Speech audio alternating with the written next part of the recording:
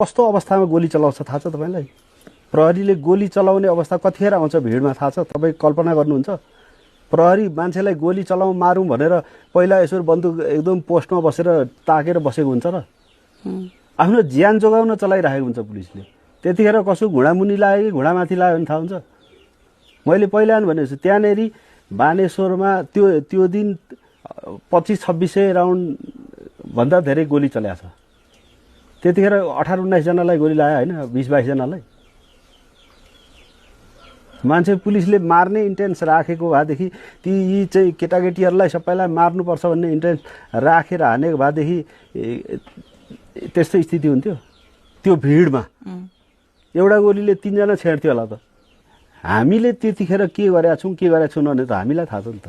त्यसकारण त्यो त्यसरी फेक डकुमेन्ट बनाएर अनावश्यक, अब त्यो एक पक्षीय भनौँ न, फेकै होइन, धेरै कुराहरू छन्, तर त्यो देखाइनु पर्ने कुराहरू धेरै देखाएको छैन नि त। अहिले मैले भने नि बौद्धिक समुदायले त भनिराखेकै छ नि, संसद भवनको पर्खाल भत्काउँदै गरेको देखाएको छ, संसद भवनमा आगो लाउँदै गरेको, संसद भवनको ड्युटीको पोस्टमा बसेको गएर पुलिसको बन्दुक खोज्नु गएको देखाएको छ। उनीहरूले गोली कहाँबाट चल्यो भनेर एङ्गल बनाउन सक्ने, अनि त्यो भिडियो बनाउनु पाउँदैन। त्यस्तो भिडियो पाइँदैन बजारभरि।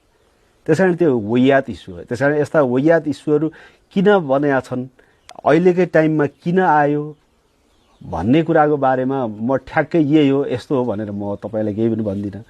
यो कुरो बौद्धिक वर्ग, नेपालको प्रबुद्ध वर्गले मूल्याङ्कन गरिरहेका छन्, गर्नेछन्, समयले गर्नेछ, समयले प्रमाणित गर्छ। मूल्याङ्कन समयले प्रमाणित गर्छ यो किन बनिरहेछ के हो भन्ने कुरा। त्यसकारण यो अवस्थामा अब एउटा नेपाली नागरिक, जिम्मेवार नेपाली नागरिक, यो देशको भलो होस्, यो देशको राम्रो होस् भन्ने चाहने मान्छे मलाई चाहिँ म चाहिँ चिन्तित छु। जस्तो यसमा त्यो डकुमेन्ट्री सर हेर्दाखेरि चाहिँ कस्तो महसुस हुन्छ भने तपाईँको कारणले गर्दाखेरि त्यो हत्याहरू भयो बालबच्चाहरूको होइन, 19 जना त्यतिखेर मरे।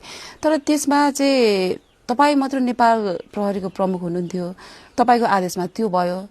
तर चेन अफ कमान्डको कुराहरू होला, अब त्यहाँनिर तपाईँको जस्तो गृहमन्त्री प्रधानमन्त्री तत्कालीनसँग केही कुराहरू चाहिँ भयो। तपाईँलाई एउटा कुरा भनिहाल्छु, तपाईँले भन्नुभयो जस्तो त्यो मेरो कारणले आन्दोलन भएको होइन, तर त्यस्तो देखाइयो होइन। त्यही त मैले भने जेनजी मुभमेन्ट पुलिसको विरुद्ध भए आन्दोलन हो, होइन त्यो हत्या भएको चाहिँ तपाईँलाई